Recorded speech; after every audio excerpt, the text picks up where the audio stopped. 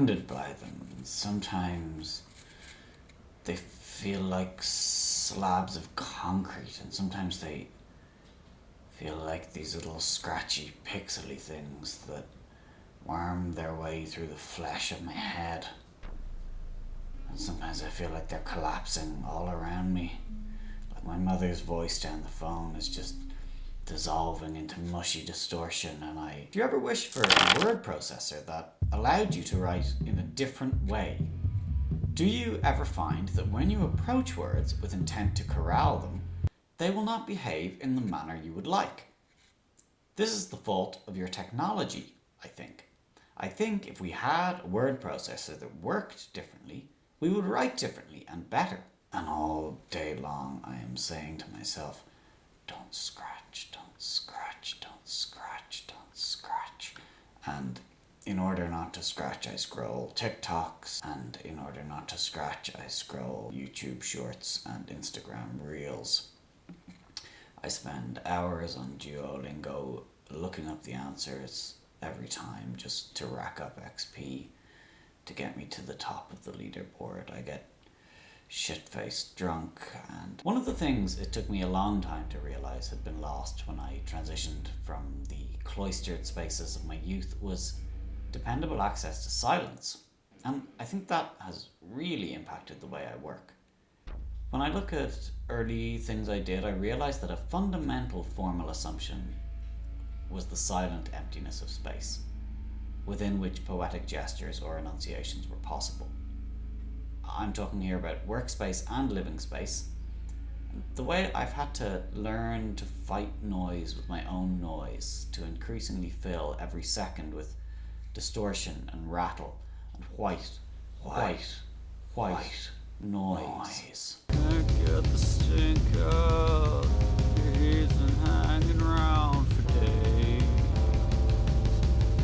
Comes like a comet, suck at you but not your friends. It's clear that the only solution is a different kind of word processor. One that still operates on the basic principle of the keyboard and the screen, but somehow just works differently.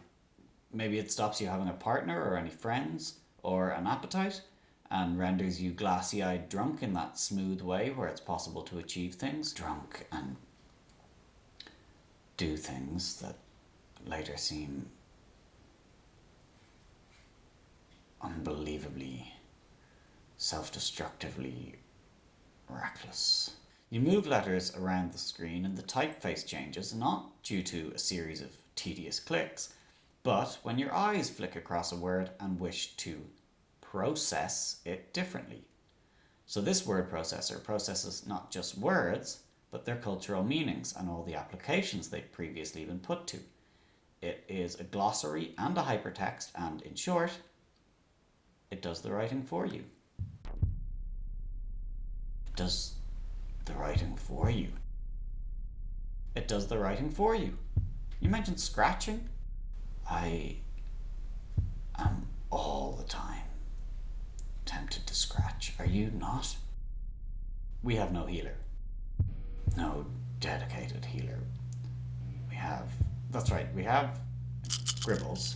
Gribbles has some healing abilities, but are you embarrassed by Gribbles? Tell me this, have you ever heard of the internal family systems method of therapy? The thing with Gribbles is that yes, he's childish. Yes, he's sometimes selfish and impulsive and often violent. And yes, he's clownish and doesn't display many signs of intelligence or thoughtfulness or...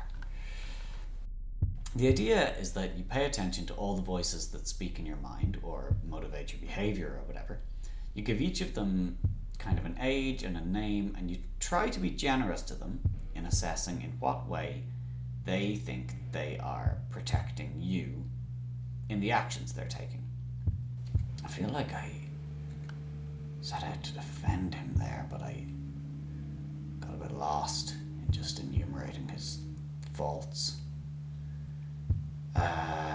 Let's take a concrete example from the Crystal Cavern fight. I wasn't there, and neither was I, but we both know about it. He ran into the room without even attempting a stealth check, and I was stupid. But when he saw there were gnolls there, his immediate impulse was to run out in front and defend his friends. And even though it didn't even occur to him to try diplomacy. The thing is, it's a fundamentally essentialist system because it rests on the assumption that there is a core self which is separate from all the named parts. And that self is responsible for leadership and creativity and can learn to mediate between all the parts and help them flourish. Until you get to you, teach you how to be a holy God.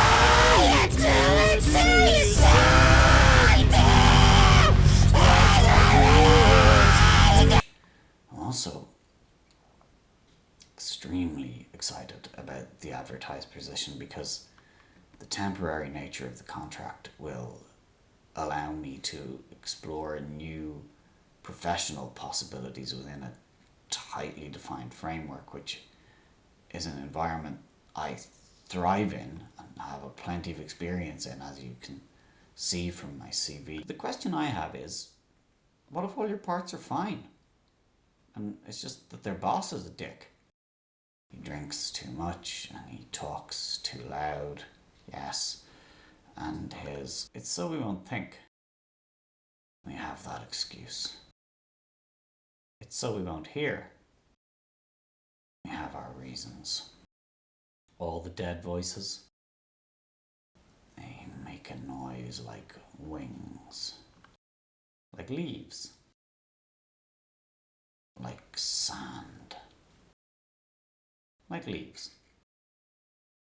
Is that? Yeah, no, I meant to say it twice.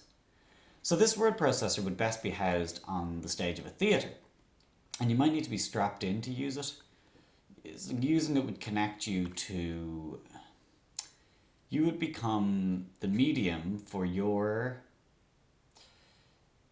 internal voice and...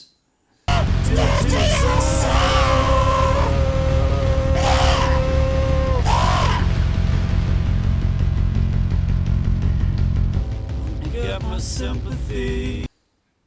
So this new word processor is a publishing house and a public toilet with a large screen and bullhorn attached to its street-facing wall. Members of the public who find themselves in need while crossing the O'Connell Bridge are welcome to come in and relieve themselves. While there, however, they should not be surprised if they find themselves accosted with the latest revolutionary theories presented in pamphlet form, and a cup of tea or coffee, and perhaps they'll find themselves converted to the cause of a new and better world. For you see, the new word processor is, by its very nature, a revolutionary organ. It motivates not just its reader, but its writer to turn talk into action. Indeed, the act of using it is a making of thought and talk into action. It brings this radical potential we all know words have to the very forefront. It says, words? What of them? Words? Here they are, for all to use. Words? If you truly use them, you will find yourself unable to support the many bourgeois reactionary fictions you've harboured and performed for so long. Words? They are no friends of mine. I'm not sure. The way I'm distracted is actually that different to the way fucking everyone is distracted. Life is an acknowledged, absolutely horrible slog. And we've developed these little dopamine bombs we can give ourselves to get rid of a few seconds or so here and there between now and oblivion. So anytime I'm doing anything that's supposed to be productive or feels like it gets me somewhere, there's a little sluggish part of my brain slowly planning the next little thing that I'm going to watch or play. What attracted me to continental philosophy when I first began bouncing between ideas was that it affirmed a somewhat belligerent insistence I've always felt that what's at the core is a void. That all the parts, all the personas are scurfs circling a drain, or trash in a tornado. You mentioned feeling like a slug, so yeah, all gazes are disciplinary to some extent, right? Change your locks 3 times, still come reeling through the door. When Dad gets to you, teach you how to get pure. To be seen is to be formed by the other, and to be is to have form. I've never known any sense of form outside what was projected onto me by others. There is a fantasy that I'm always pursuing of not being seen and just kind of floating, dispersing rather into ether. I feel most of the time as if the contours of my being are drawn by the intersection of all the lines of sight that cut me out from the world, that excise me from the unindividuated mass, that slice me out of everything that isn't Christian. Gazes in windows, gazes across tables, gazes from silent dark webcams. A lot of my regression, my oozy, sluggy freakishness is the low thing that I become when I manage to crawl into a dark space where nobody can see me, where even my mind is occupied by something wholly outside myself, where I cannot see myself. One of the pitfalls of using fantasy role-playing games to explore ugly and difficult parts of the self is that the game mechanics that support heroic fantasy mean your weaknesses eventually have to become strengths. You have a player who wants to explore their feeling of shame, their experience of their own repulsiveness. So they design a weird crowd control tank who has various fear-based abilities that they can use to turn enemies around and move them to other parts of the battlefield, and fine, that's an interesting concept, but you have to ask, and my shame. I summoned an undead thing, believing it would let me escape my shame for a moment at least. But that thing did not leave, and it became the shape and the name of my shame. My otherworldly patron is the sticky black membrane separating me from the self I see on the other side of my memories. My undead patron is the call over the future. My undead patron is the skeletal hand that... We might think of this legal concept of corporate personhood, a being that has no true life but lives beyond death, a vast rickety user of legal, linguistic, financial spellcasting, destined to persist and persist and persist even as many generations of its mortal servants perish. It lives through them, feeds on their, like arguably our life force, and issues them, arguably us, to do its bidding. It has no power but the power that it can extract from them, from us. To have lived is not enough for them. They have to talk about it. To be dead is not enough for them. It is not sufficient. All day long I'm like, you must not scratch, you must not scratch, you must not scratch. But who is it that scratches? Yeah, exactly. I mean, no. Wait, what? In this video I'm going to give you a quick introduction to my second brain, as well as outlining some of the reasons you might find it useful to have a second brain.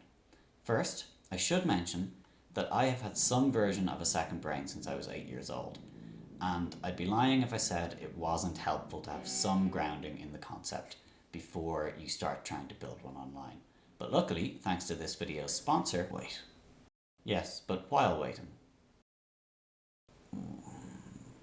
what about hanging ourselves?